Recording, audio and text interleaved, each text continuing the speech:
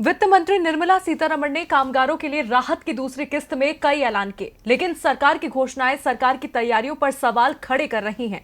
गरीब कामगार लंबे समय से राहत की आस लगाए बैठे थे, लेकिन क्या सरकार के पास मनरेगा और पीडीएस पर लौटने के अलावा कोई दूसरा विकल्प नहीं था?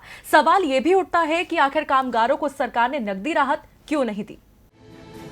वित्त मंत्री निर्मला सीतारमण जब राहत की दूसरी किस्त की घोषणाएं करने आई तो उस वक्त कई कामगार या तो सड़कों पर पैदल घरों की ओर चल रहे थे या तो घर पहुंचकर सरकार से राहत मिलने की उम्मीद लगाए बैठे थे।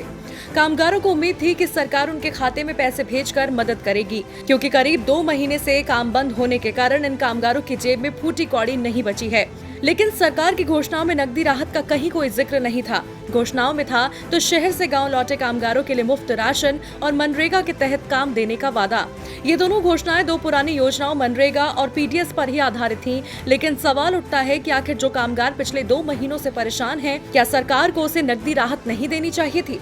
सरकार ने बदलाव जरूर किया है कि इन लोगों को 2 महीनों के लिए खाद्यान्न मुफ्त दिया जाएगा। जिनके पास राशन कार्ड नहीं है उन्हें भी 2 महीने 5 किलो अनाज, चावल या गेहूं और 1 किलो दाल प्रति परिवार दी जाएगी। लेकिन कहीं ना कहीं सरकार को इन लोगों को नकदी राहत देनी चाहिए थी, जिसकी मांग कई अर्थशास्त्री और विपक्षी नेता भी कर रहे थे।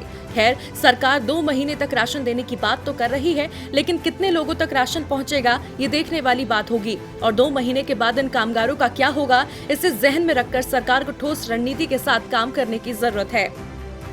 डीबी लाइव की रिपोर्ट।